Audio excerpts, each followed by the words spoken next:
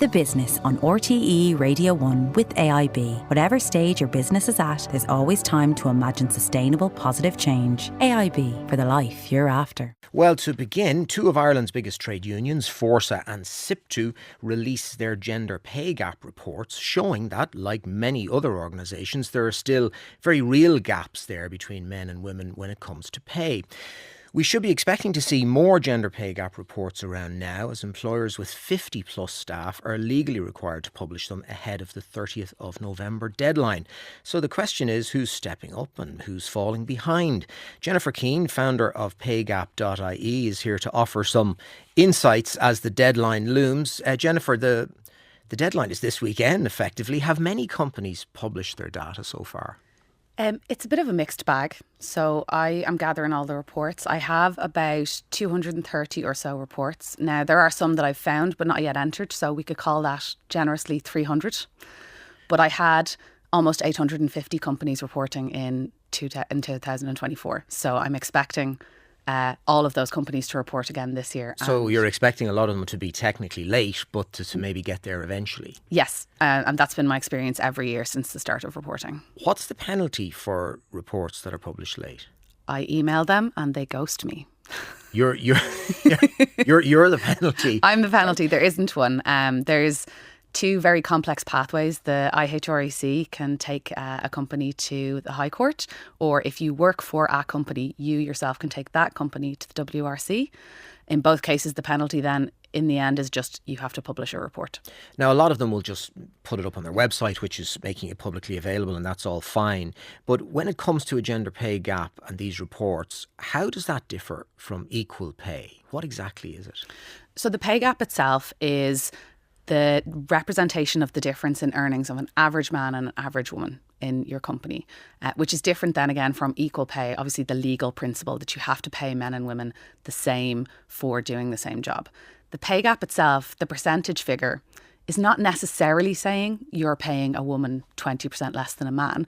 It's more a broad stroke representation of what does equality look like in your company? Is your org equal, particularly at the top, or are women not progressing up into those senior leadership, those more highly paid roles? In a way, it also, for many organisations, gives a snapshot of legacy issues that have been inbuilt and how they're dealing with them as each year passes. Exactly. And you see that in some organisations where, for example, the industry might be historically majority male. Okay, you do see bigger gaps there because naturally the highest paid roles are dominated by men because the industry as a whole is dominated by men.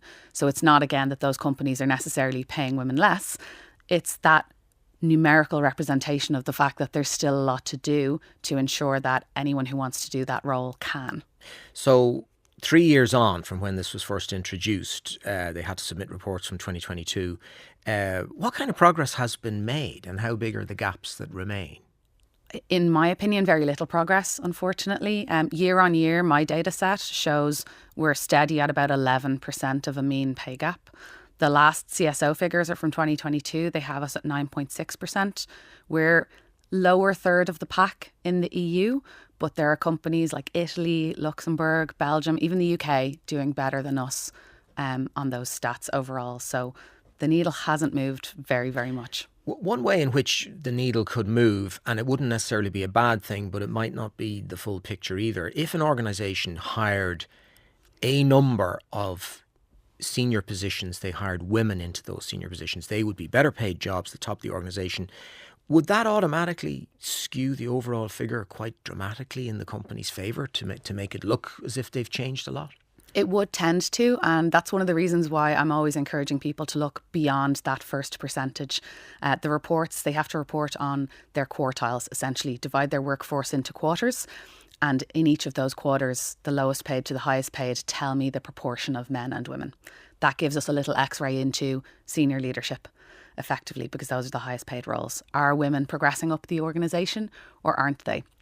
Sometimes, as you said, if you hire one or two very highly paid women, it will make it seem like your organisation has no pay gap or no progression issues. But then when you look at the quartiles, you can still see you it can is see still throughout the organisation what Yeah. it's actually like. And of course, the other thing is that by publishing them, there was a sense in which not so much a name and shame, but that everybody could see how organisations were doing, and that was going to be a bit of a stick instead of a carrot. But the other important thing is that for women who work in those organisations internally, it's not just anybody can see it; they can see how the company is moving on this issue. Yeah, you can see how your own company is moving. If you're considering moving from one company to another, you can see what their situation is, whether, as I said, those women are progressing.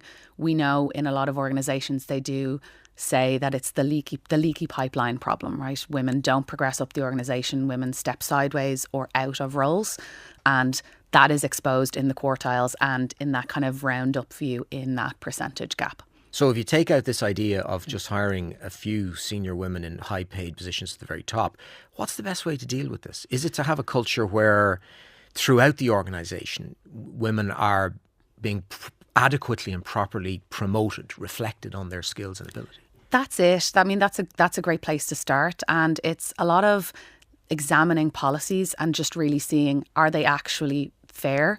But also, can people fairly avail of them? I was at a conference on Tuesday and someone spoke about a policy where she was in the PSNI and then the Gardaí, and the inspectors couldn't work a 4-day week. So that was just the policy. And you get these sort of changes. Yeah. So, I mean, one of the things that might reflect it is working hours, flexible hours. Perhaps a lot of women would prefer that and may want that option, and that might be more prevalent in some sectors and organisations. For sure. And I mean, that speaks very highly to the structural inequalities, obviously, that really contribute to that gap. The fact that women are still doing more of the childcare, more of elder care, etc., and that a lot of these things are unpaid. Maternity leave is not mandatory to be paid. Parental leave is unpaid.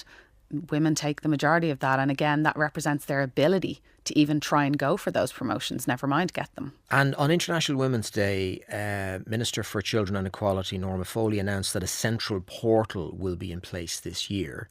What's happening with that?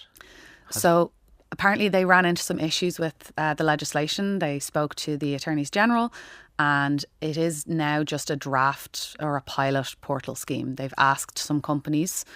They estimated between 600 and 1,000 companies they were going to ask to voluntarily register. At this point, per a press release earlier this week, 117 of those companies have registered. So you're compiling your own portal, paygap.ie. That's essentially what you're doing. Yep, and that's what I've been doing since 2022. So I'm at almost 2,500 reports now, each one read individually because there's no standard format. So it's very difficult to try and automate that data collection. It's, as I said, about 850 companies, but it should be about 6,000 companies this year. So that feels like a very unmanageable number. I've also noted that the government portal is going to be optional whether companies want to upload their previous year's data, which means that paygap.ie is going to still be the only historical record of that data. Yes, you're going to be living with the numbers for a long time. Jennifer Keane, founder of paygap.ie. Thank you very much for